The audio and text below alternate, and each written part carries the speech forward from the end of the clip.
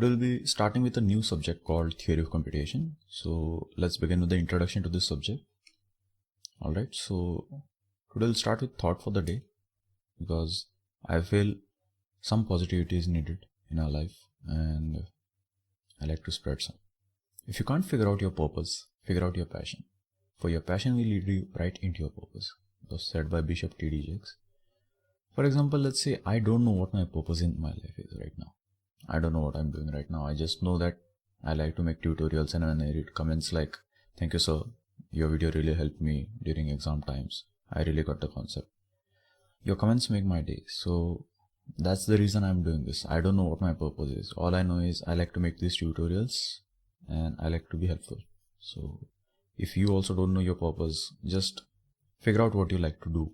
Figure out what your passion is and just start doing it. Don't think about it. Just start doing it. And eventually you'll figure out what you want to do. Something will click, something will happen. Okay, so yeah, let's get started. First thing, let's look at the list of topics that we are going to cover today. First is, what is this subject all about? What is this subject, theory of computation, all about? Then we'll look at what are some prerequisite terminologies that you need to know to understand this subject. That is, what are alphabets, what are strings, what are languages. So these are some prerequisite terminologies that we are going to learn about in detail.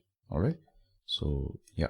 So what is theory of computation all about? Theory of computation is a subject that deals with what kind of problems a computer can solve and what kind of problems a computer cannot solve. Okay, so what do you mean by a computer can solve and cannot solve? So let's say, can a computer multiply 100 numbers? The answer is yes, a computer can multiply 100 numbers. What about whether a computer can detect a code, whether it will go into a forever loop or not? Okay. Can a computer do that? The answer is no. Why? Let's look at an example. So let's say this is our code. Just a second. Yeah, this is our code. Okay, and the computer has to find out whether this code will go into a forever loop or not. For this, the computer has to run the code. If the code is going into a forever loop, the computer won't be able to come out of it. Correct. And if the computer cannot come out of it, it won't be able to come out and give out a result that yes, the code is going into a forever loop. But if a code does not go into a forever loop, then it will come out and it will say no, it is not going to a forever loop. But what if the code is so long that it takes a lot of time? So a computer won't be able to differentiate, neither it won't be able to come out and tell immediately that it is going to a forever loop or not. Okay. So that's the type of problem a computer cannot solve. Okay, so this is what the computer has a problem with, that it cannot detect, because it's like, let's say there is a pit over here. Okay, there's a pit and there is one person over here. Okay, and he has to know whether he can come out of this or not pit, but what he has to do is he has to fall into it.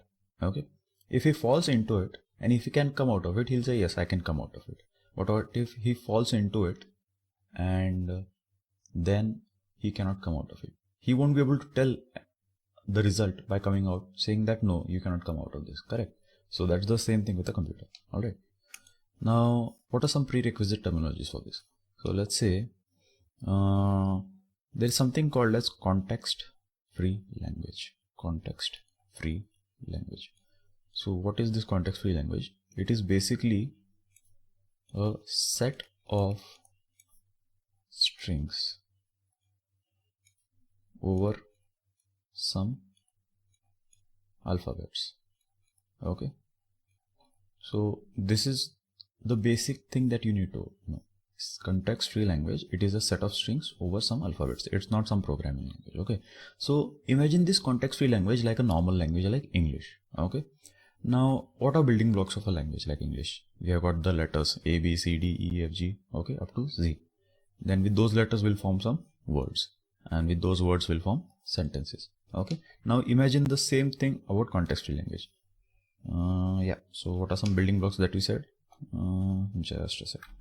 Yeah, so first we said we had our letters. Okay, so letters, then with letters will form words,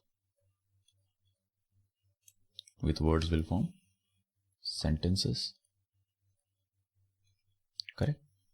And with sentences, eventually we'll get a language. Correct? Alright, so this was for English.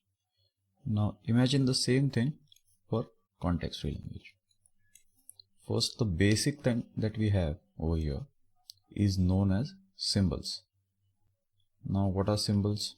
Symbols can be 0, 1, 2, A, B and so on. Okay, these are symbols. Okay, after that, after symbols we have got something called as alphabets. Alphabets. Okay, with alphabets we follow with strings, and after strings we have something called as context-free language. Okay, that is language. So after this, whatever we are going to refer, we'll be referring it to as language, but it is context-free language. Okay, all right. So this is the comparison, how it goes. So basically, first we have symbols like 0, 1, A, B, C up to Z. Okay, these are symbols. With that, we are going to have alphabets. After alphabets, we are going to have strings, and after that, language. Okay. Now we'll learn about each of this terminology in detail.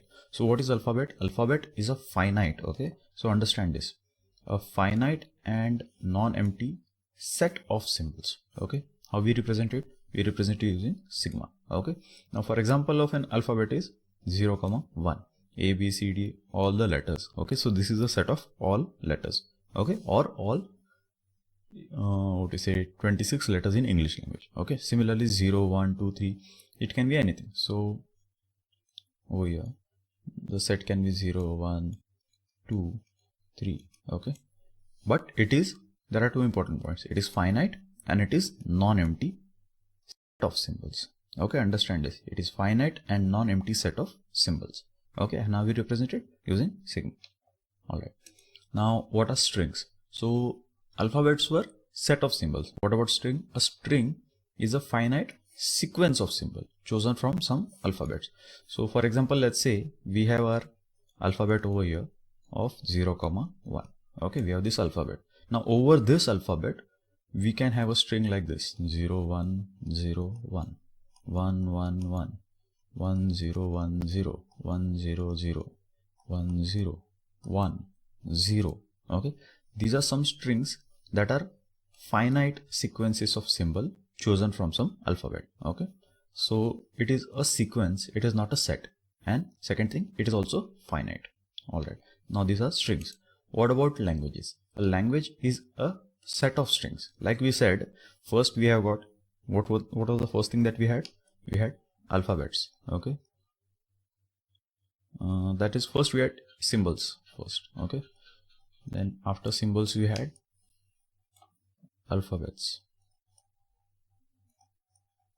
After alphabets we had strings,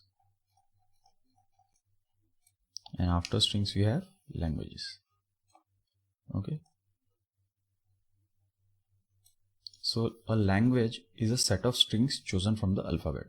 Okay, now we'll look at an example over here. So a language can be finite or infinite. What do you mean by finite or infinite? So let's say we have got a language L1 over alphabet equal to 0, 1 of string length just a sec, of a language L1 over alphabet 0, 1 of all set of strings of length 2. Okay, so a language L1 over here is over this alphabets 0, 1 of all the set of strings of length 2. What do you mean by that? So let's say we have got our alphabet over here 0, 1, and what are all the strings of length 2 over this alphabet? So we'll have 0, 0, 0, 1, 1, 0, 1, 1.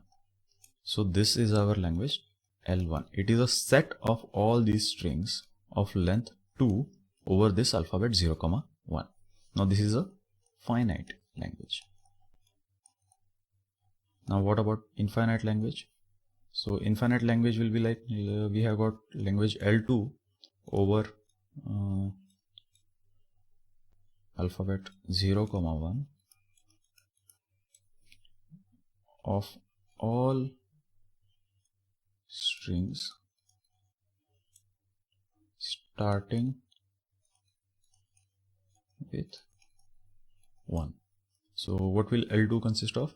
L2 will be 1, 1, 0, 1, 1, 1, 0, 1, 1, 0, 0, 1, 1, 0, 1, 1, 1, and so on. It will go on because it is an infinite set or infinite language. Okay, so it is set of infinite strings. So this is infinite language. Okay, so L2 is set of all strings starting with 1 over this alphabet 0, 1. So this is a language. A language is a set of strings chosen from an alphabet. Okay, I hope you got this concept. Thank you for watching this tutorial. If you have any queries, feel free to ask me in the comment section below. Thank you.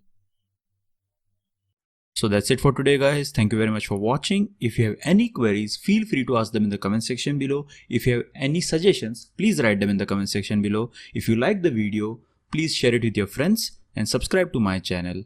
Thank you very much.